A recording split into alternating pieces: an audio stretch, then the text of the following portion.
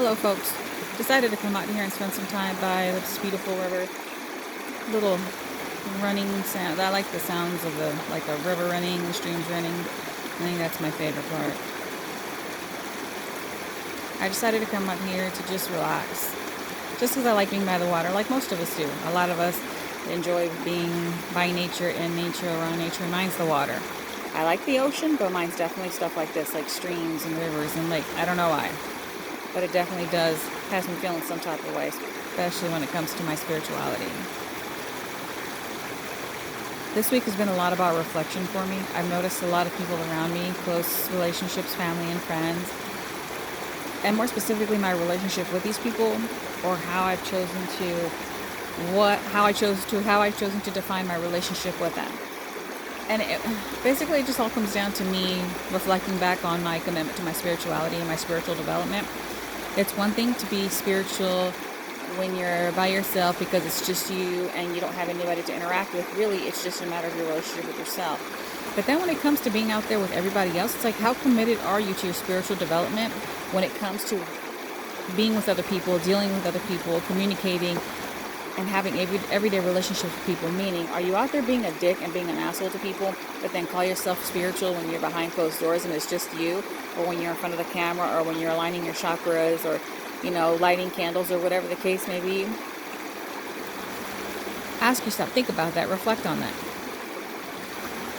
We have to understand that when we commit to our spiritual development to ourselves, every single aspect of our life is involved. We literally have to walk the walk. We can't just talk the talk, we have to walk the walk. Our spirituality is our way of life. It is how we live. It may not be like that for everyone, but it's definitely like that for me. So I'm sitting here realizing I gotta be careful and make sure that I'm evaluating every relationship in my life so that's a true reflection of who I am, of what my spiritual foundation is. Because to me, my foundation is my spirituality, and all of that is part of my spiritual development, and I am committed to my spiritual development. It's taken me a long time to understand that commitment is required in order for me to start building the foundation of my spirituality, and it can't just be aesthetic. It can't just be everything on the surface. It has to be down and dirty. It has to get under there. So, when the cards on my table start to crumble, I'm going to be fine because my table is solid. I can just pick those cards back up and start building again.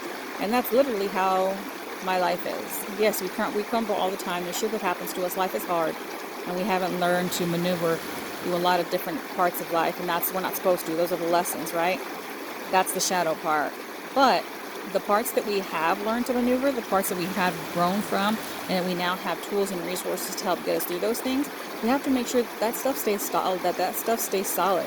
And it stays solid from the inside as well as the outside, meaning the people that we come in contact with, that we communicate with, that we have these relationships with, our moms, our daughters, our cousins, our friends, our coworkers. You don't have to be a super great person to people. That's not what I'm saying. But you do have to make sure that if you're going to be truly committed to your spirituality and your spiritual development, you better walk the walk from the inside out. Point blank. That's it. And if you choose not to, then don't walk around throwing around spirituality and this and that. Don't do that.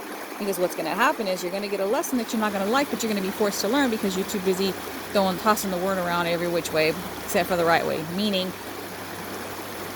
the right way, I believe, is truly being committed to it. Yeah.